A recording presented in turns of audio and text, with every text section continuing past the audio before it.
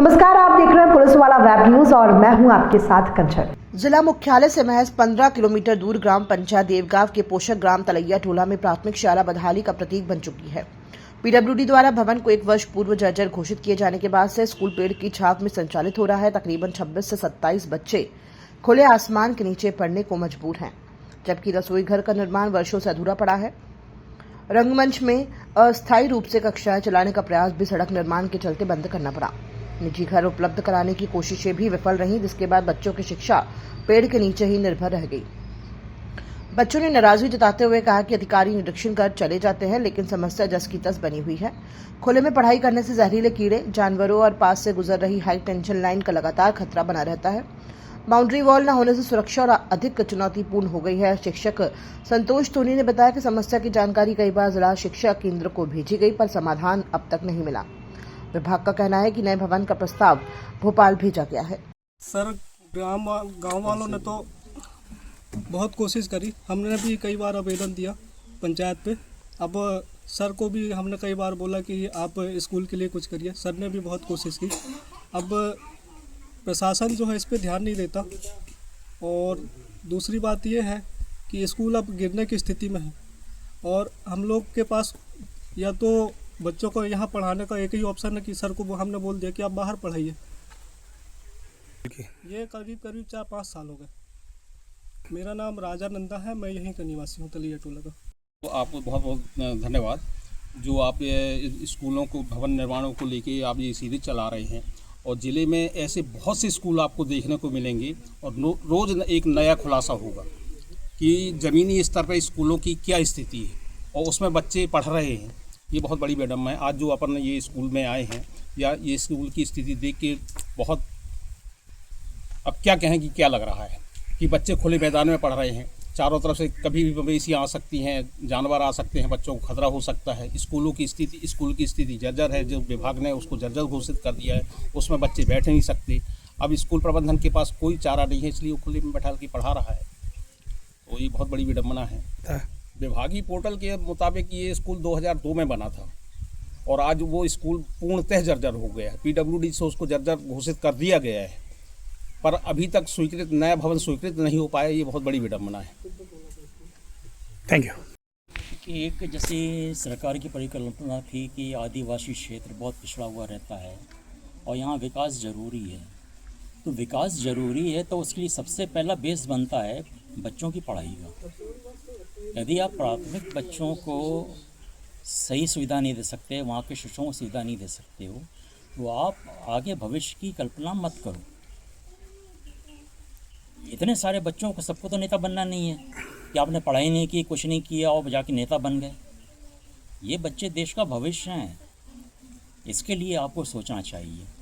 और सबसे बड़ी बात कि जब ये क्षेत्र जो है हमारे मध्य प्रदेश शासन के कैबिनेट मिनिस्टर संपत्ति उइके जी के रहवास से बिल्कुल करीब है, लगा हुआ है बिल्कुल। इसके बाद यहाँ पे ये दुर्दशा है तो बहुत आशा वाली बात है कि कैसे जनप्रतिनिधि हैं, कैसे मंत्री लोग हैं कि इस पर बिल्कुल ध्यान नहीं दे रहे अपने क्षेत्रों पे। लेकिन सुधार तो तब तक संभव नहीं है जब तक हमारे जनप्रतिनिधि इस काम में रुचि ना लें। और ये तो ये देख के सीधा एक संदेश दे रहे हैं कि इनको बच्चों के भविष्य से, क्षेत्र के भविष्य से, विकास से कोई सरोकार नहीं है। सवाल ये है कि सांसद भी हैं, विधायक भी हैं, सब कुछ भाजपा के हैं। भाजपा एक बहुत अच्छा नारा देती है, 2 इंजन की सरकार। तो यहाँ तो आपकी सरकार भी भाजपा की है, केंद्र में सरकार भी आपकी है, फिर क्या दिक्कत, क्या परेशानी है? ये तो आपको जनता को समझाना पड़ेगा ना कि भाई यहाँ पे यदि आप प्राथमिक शालाओं को भवन नहीं दे पा रहे हैं, जर्जर हालत में भवन है। जैसे 1 साल पहले, 1.5 साल पहले यहाँ पे नोटिस दे दिया गया कि भाई भवन खाली कर दो, ये जर्जर हो चुका है, कभी भी गिर जाएगा, कुछ भी दुर्घटना घट सकती है। तो बस पत्र इशू करने तक का ही है क्या कि कोई वैकल्पिक व्यवस्था भी तो आपको करके देनी होगी?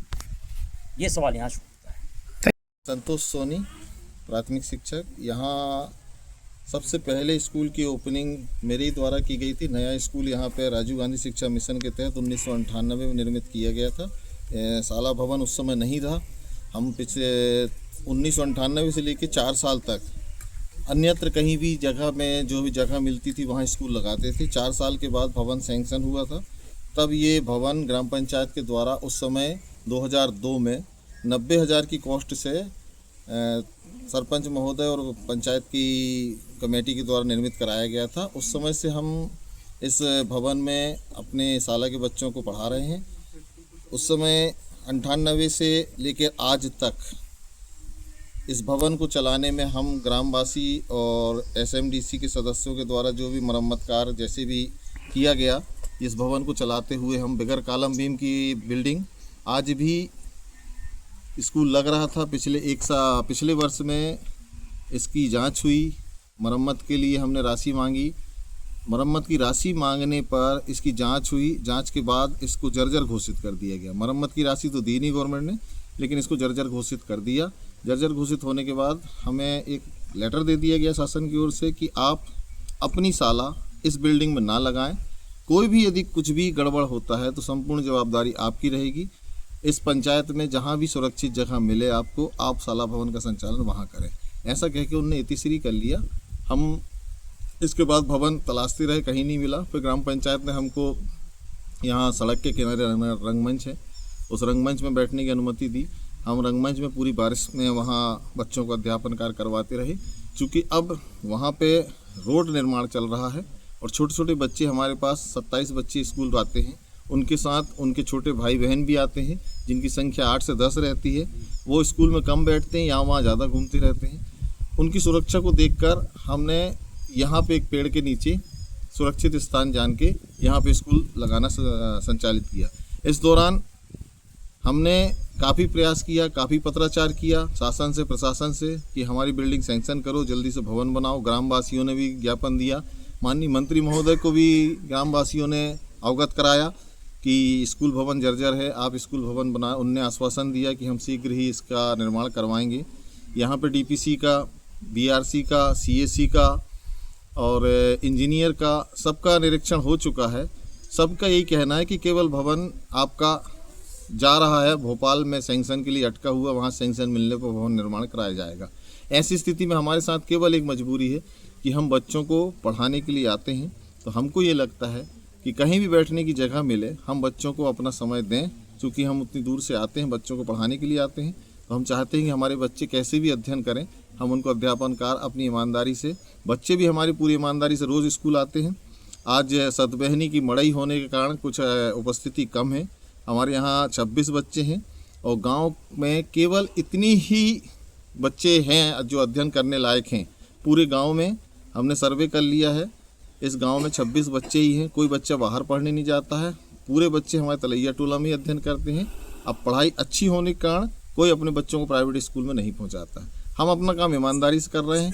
हम प्रशासन से, जिला प्रशासन से यही अपेक्षा करते हैं कि यदि शिक्षा के प्रति आप जागरूक हैं, केवल शिक्षक ही जिम्मेदार नहीं है, यदि शिक्षा के प्रति आप भी जागरूक हैं तो आप जितने भी स्कूल हैं ऐसे जर्जर स्थिति में, उनका प्राथमिकता से आप उनका उपचार करवाएं, उन भवन को निर्माण करवाएं, ताकि हमारे नौनहाल बच्चे आने वाले भविष्य को गढ़ सकें, अपना भविष्य सुनिश्चित कर सकें। गांव वालों के लिए भी, बच्चों के लिए भी यह बहुत आवश्यक है, किसी भी गांव के लिए, किसी भी देश की तरक्की के लिए, कि बच्चे शिक्षित हों। इसी मंशा शासन ने स्कूल खोली थी और उस मंशा को जिला प्रशासन और शासन पूरी करे। बच्चों को बैठने की व्यवस्था दे, शिक्षकों को बैठने की व्यवस्था दे, ताकि शिक्षक और बच्चे आराम से अपना नित्य का काम, पढ़ाई लिखाई का कर सकें। मैं संतोष सोनी, प्राथमिक शिक्षक, नवीन प्राथमिक शाला तलैया टोला।